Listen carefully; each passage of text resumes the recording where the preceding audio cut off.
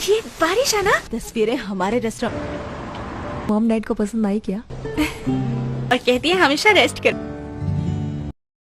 Welcome back rockers. My girlfriend is an alien series के पिछले episode में हमने देखा कि साक्षी अपने रेस्टोरेंट की फूड क्वालिटी को प्रूव करने के लिए मीडिया रिपोर्टर्स के सामने रेस्टोरेंट की डिशेस खाने लगती है। तब फैंग आ जाता है। साक्षी स्लिप होकर गिरने वाली होती है, लेकिन फैंग उसको पकड़ लेता है और फिर रिपोर्टर्स उनकी फोटोज और वीडियो शूट करने लगता है ताकि उनके चैनल पर टीआरपी बढ़ जाए।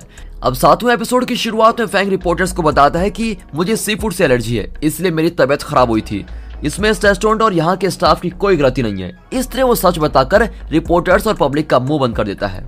कुछ देर बाद फैंग साक्षी को कार में बीच में लेके जाता है। वो साक्षी को डांटता है कि तुम आखिरी बार सीरियस कब हुई थी? रेस्टोरेंट में तुम क्या प्रूव करने की कोशिश कर रही थी? अगर मैं ठीक टाइम पे नहीं आता तो न जाने वो रिपोर्टर्स तुम्हारा क्या हाल करते। तुम्हें इतना तमाशा करने की क्या जरूरत थी? अब साक्षी कहती है कि इस प्रॉब्लम में तुम्हारी मदद मांगने के लिए मैं तुम्हारे ऑफिस में कल आई थी, लेकिन तुम मुझसे बात करने को भी तैयार नहीं थे, इसलिए मुझे खुद ही सब करना पड़ा।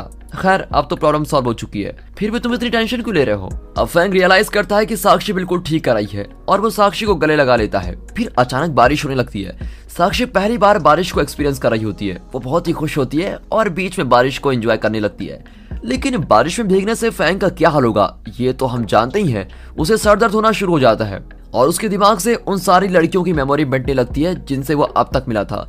फिर फैंग घबरा जाता है कि कहीं वो साक्षी को भी भूल न जाए, लेकिन इतनी देर बारिश में भीगकर भी वो साक्षी के बारे में नहीं भूलता। अब साक्षी भागकर आती है और पूछती है कि तुम्हें क्या हुआ है? तुम इतने परेशान क्यों दिखाई दे रहे हो? फैंग की तो समझ में नहीं आता कि वो सिर्फ साक्षी को ही क्यों नहीं भूल पा रहा है। अब वो जल्दी जल्दी साक्षी को ले जाता है और उसकी जगह पर ड्रॉप कर देता है। फिर वो अपने असिस्टेंट से मिलने जाता है। असिस्टेंट कहता है कि सर, मैंने आपको कितनी बार मना किया था, लेकिन आप फिर भी बारिश में भीग कर आए हैं। फैंग कहता है कि मुझे अपने पर्सनल डॉक्टर से मिलना है। मैं जानना चाहता हूँ कि नॉर्मली मैं उन सारी लड़कियों को भूल जाता हूँ जिनसे मैं बारिश से पहले मिला था, लेकिन सिर्फ साक्षी की मेमोरी मेरे दिमाग से क्यों नहीं मिट रही है? असिस्टेंट भी कहता है कि ठीक है, मैं आपके डॉक्टर को इन्फॉर्म कर दूंगा कि आपके साथ ऐसा अजूबा हुआ है। अब रेस्टोरेंट को दिखाते हैं जहाँ सब कुछ पहला जैसा हो गया है। इतना ही नहीं, मिस चाय जो रेस्टोरेंट को छोड़कर जाने की बात कर रही थी वो भी वापस आ चुकी है। उसको देखकर साक्षी बहुत ही खुश होती है और पूछती है कि क्या आप वेकेशन पर नहीं गई? मिस चाय कहती है कि अब तो मिस्टर फैंग ने खुद ही कह दिया है कि उस हादसे में हमारे रेस्टोरेंट की कोई गलती नहीं है, और मैंने न्यूज चैनल पर तुम्हारी और फैंग की वीडियो देखी। तुम दोनों एक साथ बहुत ही रोमांटिक लग रहे थे। मैं तो उन वीडियोस और फोटोज को दिखा दिखाकर अपना बिजनेस बढ़ाने वाली हूँ। जरा सोचो, एफ ग्रुप का सीईओ मेरे रेस्टोरेंट के स्टाफ से रोमांस कर रहा है। वाह, ये जानकर तो मेरे रेस्टोरेंट का बहुत ही नाम होगा। और मैंने उस रोमांटिक फोटो को पूरे रेस्टोरेंट में भी लगा दिया है। साक्षी, तुम मेरी किस्मत की चाबी हो। अब इनकी बातों के बीच फैंग वहां आकर साक्षी से अकेले में बात करता है। वो साक्षी को अपनी एमनीजिया के बारे में नहीं बताता, लेकिन पूछता है कि जब बीच में बारिश हुई थी तो क्या तुमने कोई अजीब बात नोटिस की थी? साक्षी कहती है कि ऐसी तो कोई बात नहीं हुई, पर तुम बहुत थके हुए लग रहे थे और तुम्हारे सर में दर्द भी हो रहा था। ये सुनकर फैंग वहां से चला जाता है। तभी फैंग के घर से कॉल आता है और वो सीधे घर जाता है। वहाँ उसके पापा फैंगशी, जिया और जियांग बैठे होते हैं। उसके पापा कहते हैं जियांग बहुत देर से तुम्हारा इंतजार कर रही है, तुम कहाँ चले गए थे? पर फैंग बारिश में भीगने की वजह से जियांग को भूल चुका है और पूछता है कि ये लड़की कौन है। फैंगशी और जिया ये नहीं जानते कि फैंग और जियांग कई साल पहले एक दूसरे को जानते थे। जियांग यहाँ पर इसलिए आई है ताकि वो फिर से फैंग के साथ रह सके। वो फैंग के पास जाती है और उसके पेरेंट्स से कहती है कि फैंग और मेरे बीच छोटी सी मिसअंडरस्टैंडिंग चल रही है, इसलिए वो गुस्से में मुझको पहचानने से इनकार कर रहा है। आप दोनों फिक्र मत कीजिए, इसको मैं संभाल लूंगी। ये कहकर वो फैंग को दूर लेके जाती है और पूछती है कि क्या तुम सच में मुझको भूल गए हो? फिर वो अपनी कार में वहां से चली जाती है। अब फैंग बहुत सोचता है, लेकिन उसको याद ही नहीं आता कि जियांग कौन है, और फिर अपनी कंफ्यूजन को दूर करने के लिए वो अपने पर्सनल डॉक्टर से मिलता है।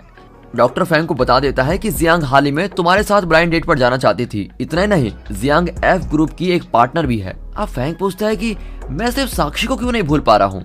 डॉक्टर कहता है कि तुमने मुझको पहले भी बताया था कि साक्षी दूसरी लड़कियों से बिल्कुल अलग है। शायद यही वजह है कि एमनीजिया के बावजूद भी तुम्हारे दिमाग से उसकी मेमोरी नहीं मिट रही है।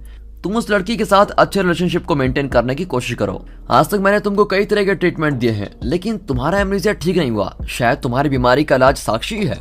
और हमारा हीरो डॉक्टर की बात समझ लेता है। अब यहाँ दिखाते हैं तो रेस्टोरेंट में सब कुछ बहुत ही अच्छा चल रहा है। मिस चाय ने साक्षी को उसकी सैलरी भी दे दी है, इसलिए वो बहुत ही खुश है। टोरे भी अब पूरी तरह से ठीक हो गया है। साक्षी उससे पूछती है कि इतने सारे पैसों का मैं क्या करूंगी? टोरे बहुत देर सोच विचार करने के बाद इस नतीजे पे पहुंचता है कि तुम्हें वही करना चाहिए जो यहाँ की लड़कियां करती है। शहर घूमो, शॉपिंग करो, ड्रेस खरीदो, मेकअप करो और एंजॉय करो। जब एक्सपर्ट ने एडवाइस दे दिया है तो साक्षी चुप थोड़ी ना रहने वाली थी।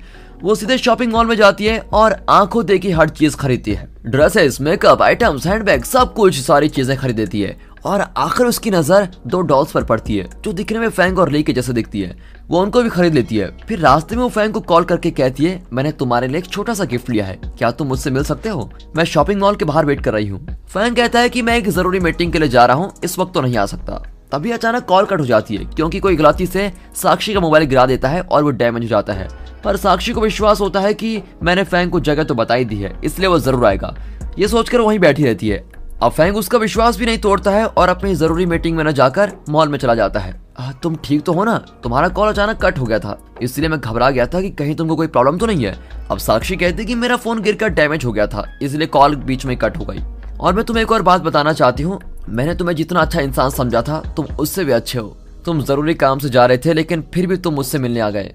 फिर वो फैंग को 2 डॉल गिफ्ट करती है। तब फैंग का असिस्टेंट उसको कॉल करके बताता है कि आप जिस वीआईपी से मिलने जा रहे थे, आपकी स्टेप मॉम ने उनसे मिलकर आपका सारा प्लान चौपट कर दिया है। दरअसल फैंग ली की आर्ट करियर के बारे में डिस्कस करने के लिए आर्ट एग्जीबिशन के चीफ गेस्ट से मिलने जा रहा था, क्योंकि आने वाले आर्ट एग्जीबिशन में ली को चांस दिलवाने के लिए फैंग को उस चीफ गेस्ट का रिकमेंडेशन चाहिए था।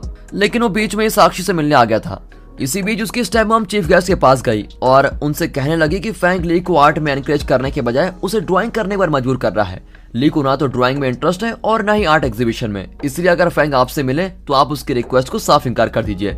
अब असिस्टेंट की ये सारी बात सुनकर फैंग बड़ा ही चिढ़ जाता है। साक्षी को भी बहुत बुरा लगता है कि अगर वो फैंग को ना बुलाती तो वो ठीक टाइम पर चीफ गेस्ट से मिलने चला जाता और ये नौबत नहीं आती। पर फैंग कहता है कि इसमें तुम्हारी कोई भी गलती नहीं है, मुझे नहीं पता था कि मेरी स्टेप मॉम ऐसा करेगी, वरना मैं जल्दी वहां पर पहुंच जाता। पर फिक्र मत करो, मैं इसको हैंडल करना जानता हूँ। ये कहकर फैंग चला जाता है। फैंग जियांग से मिलता है और इस मामले में उसकी मदद मांगता है। अब जियांग कहती है कि मैं उस चीफ गेस्ट से बात करूंगी, लेकिन अच्छा होगा अगर तुम खुद उनसे एक बार मिल लो। ठीक है, ये कहकर फैंग ली से मिलता है और पूछता है कि क्या तुम्हें सच में आर्ट में कोई इंटरेस्ट है भी कि नहीं?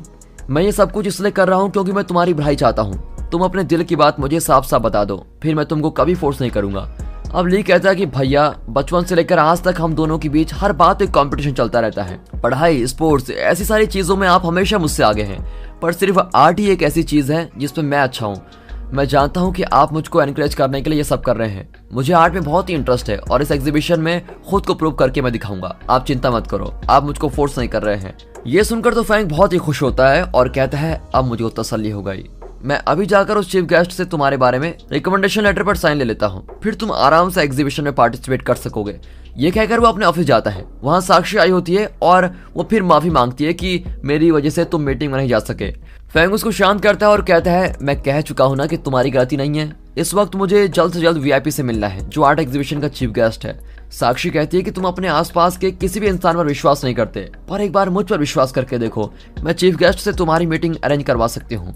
फैंग नहीं जानता कि साक्षी क्या करने वाली है, लेकिन फिर भी वो साक्षी की बात मान जाता है। अब रात को साक्षी, फैंग और उसका असिस्टेंट उस चीफ गेस्ट के होटल के पास कार में वेट कर रहे होते हैं। असिस्टेंट उन्हें चेतावनी देता है कि ये हाईली सिक्योरिटी एरिया है, सिक्योरिटी कैमरास और सेफ्टी सिस्टम से बचकर तुम दोनों अंदर कैसे जाओगे? साक्षी कहती है कि ये तो मेरे बाएं हाथ का खेल है। ये कहकर वो अपनी मैजिक पावर यूज करती है और दोनों वहां से गायब और सीधे गेस्ट के कमरे में चले जाते हैं। फैंग उसको बहुत एक्सप्लेन करता है कि मेरा भाई ली सच में आर्ट में बहुत ही इंटरेस्टेड है, इस आर्ट एग्जीबिशन में भाग लेना उसका सपना है। आप प्लीज उसको रिकमेंडेशन लेटर दे दीजिए, ये उसके करियर का सबसे इंपॉर्टेंट इवेंट है। लेकिन चीफ गेस्ट कहता है कि ली की माँ खुद कह चुकी है कि ली को तुम ड्राइंग करने के लिए फोर्स कर रहे हो, तुम हमेशा उसको कमरे में बंद करके रखते हो और टॉर्चर भी कर रहे हो, इसलिए मैं उसको रिकमेंड नहीं कर सकता। और अब तुम दोनों यहाँ से बाहर चले जाओ, मुझको सोना है, कल सुबह मेरी फ्लाइट भी है। अब साक्षी और फैंग प्लान करते हैं कि अगर चीफ गेस्ट को छोड़ दिया तो वो कल सुबह फौरन चला जाएगा और ली एग्जीबिशन में पार्टिसिपेट नहीं कर पाएगा। किसी तरह इसको रोकना होगा, तभी हम इससे ली के कॉन्ट्रैक्ट के बारे में बात कर सकेंगे। अब दोनों प्लान करके चीफ गेस्ट के पास जाते हैं और कहते हैं कि आप जैसे बड़े आर्टिस्ट के साथ हम डिनर करना चाहते हैं। ये कहकर वो उसको रेस्टोरेंट में लेके जाते हैं। अब डिनर के दौरान दोनों उसको खूब शराब पिलाते हैं, वो नशे में बेहोश होकर गिर जाता है। फैंग भी उसे कंपनी देने के लिए बहुत पी लेता है। अब दोनों मिलकर चीफ गेस्ट को कैब में होटल भेज देते हैं और साक्षी बड़ी मुश्किल से फैंग को घर ले आती है और उसे बिस्तर पर लेटा देती है। वो आधी बेहोशी में बड़बड़ाता है कि साक्षी, तुम मुझको मेरी माँ की याद दिलाती हो। साक्षी कहती है कि मैं हमेशा तुम्हारे साथ दूंगी, तुम फिक्र मत करो और आराम से सो जाओ। और दोस्तों, इसी के साथ ये एपिसोड यहाँ पर खत्म होता है। अगर ये एपिसोड आपको अच्छा लगा, वीडियो अच्छी लगी, सीरीज अच्छी लग रही हो और एक्सप्लेनेशन अच्छा लगा हो तो वीडियो को लाइक कर दें और चैनल को सब्सक्राइब करना तो बिल्कुल मत भूलेगा। बाकी मिलते हैं इसके अगले पार्ट में, तब तक ले गुड बाय, अपना ख्याल रखिए and finally thanks for watching.